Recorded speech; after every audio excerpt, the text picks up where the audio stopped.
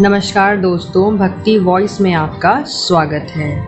मंगलवार पूजन विधि व व्रत कथा। भगवान शंकर के 11वें अवतार कहे जाने वाले भगवान हनुमान जी का व्रत और पूजन करने से पूरी होती है हर मनोकामना। संपत्ति, यश और संतान प्राप्ति के लिए मंगलवार का व्रत रखना शुभ माना जाता है। हनुमान जी से जुड़ी मंगलवार व्रत कथा का पाठ करके इस उपवास को पूरी श्रद्धा के साथ पूर्ण करें। मंगलवार व्रत पूजन विधि। मंगलवार व्रत की शुरुआत शुक्ल पक्ष के प्रथम मंगलवार से करनी होती है। इस व्रत को 8 मंगलवार अवश्य करें। इस व्रत में गेहूं और गुड़ से बना भोजन ही करना चाहिए और सिर्फ एक ही बार भोजन करें। लाल पुष्प चढ़ाएं और लाल ही वस्त्र धारण करें। अंत में हनुमान जी की पूजा करें और व्रत कथा का पाठ करें। मंगलवार व्रत कथा। ऋषिकेश नगर में केशव दत्त ब्राह्मण अपनी पत्नी अंजलि के साथ रहता था। केशव दत्त के घर में धन संपत्ति की कोई कमी नहीं थी। नगर में सभी केशव दत्त का सम्मान करते थे, लेकिन केशव दत्त संतान नहीं होने से बहुत चिंतित रहता था। दोनों पति पत्नी प्रति मंगलवार को हनुमान जी की पूजा करते थे। विधिवत मंगलवार का व्रत करते हुए कई वर्ष बीत गए। ब्राह्मण बहुत निराश हो गया, लेकिन उसने व्रत करना नहीं छोड़ा। कुछ दिन के बाद केशव दत्त हनुमान जी की पूजा करने के लिए जंगल में चला गया। उसकी पत्नी अंजलि घर में रहकर मंगलवार का व्रत करने लगी। दोनों पति पत्नी पुत्र प्राप्ति के लिए मंगलवार का विधिवत व्रत करने लगे। अंजलि ने अगले मंगलवार को व्रत किया, लेकिन किसी कारणवश उस दिन अंजलि हनुमान जी को भोग नहीं लगा सकी और उस दिन वह सूर्य अस्त के बाद भूखी ही सो गई। अगले मंगलवार तक हनुमान जी को भोग लगाए बिना उसने भोजन नहीं करने का प्रण कर लिया। 6 दिन तक अंजलि भूखी प्यासी रही।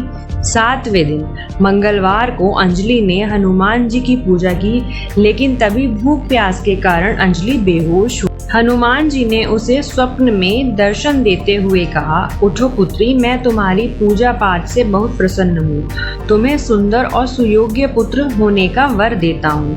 यह कहकर हनुमान जी अंतर्ध्यान हो गए। तत्काल अंजलि ने उठकर हनुमान जी को भोग लगाया और स्वयं भोजन किया।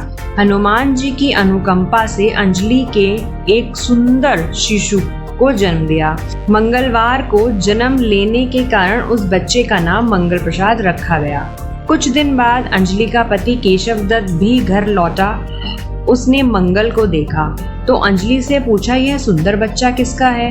अंजलि ने खुश होते हुए हनुमान जी के दर्शन देने और पुत्र प्राप्त होने का वरदान देने की सारी कथा सुना दी, लेकिन केशव दत्त को उसकी बात पर विश्वास नहीं हुआ।